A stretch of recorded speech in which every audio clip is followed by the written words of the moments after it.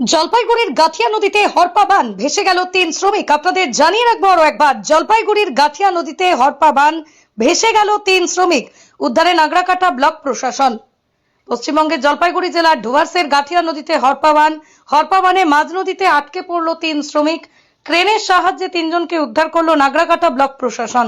ঘটনাটি ঘটেছে নাগরাকাটা ব্লকের গাঠিয়া নদীতে। জানা গিয়েছে, বিহারের বাসিন্দা 3 জন শ্রমিক এক কোম্পানির কাজের তার নদী দিয়ে পার হচ্ছিল।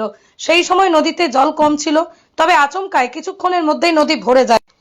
মাঝ নদীতে পাথরে দাঁড়িয়ে হরপা বাঁধ থেকে প্রাণে রক্ষা পান তারা। রীতিমতো আতঙ্কিত হয়ে পড়েন তারা। খবর পেয়ে ঘটনাস্থলে ছুটে আসে নাগরাকাটা থানার পুলিশ এবং ব্লক প্রশাসনের আধিকারিকরা। এরপরই ক্রেনের সাহায্যে নদী থেকে 3 শ্রমিককে অক্ষত অবস্থায় উদ্ধার করে প্রশাসন। এই গাঠিয়া নদী ভুটান পাহাড় থেকে ভারতে প্রবেশ করেছে। সম্ভবত ভুটান পাহাড়ে বৃষ্টির জেরে নদীতে হরপা বান আসে। ঘটনায় চাঞ্চল্য ছড়িয়েছে এলাকায়। নদী পার্শ্ববর্তী এলাকায় ভিড় জমায় বহু মানুষ।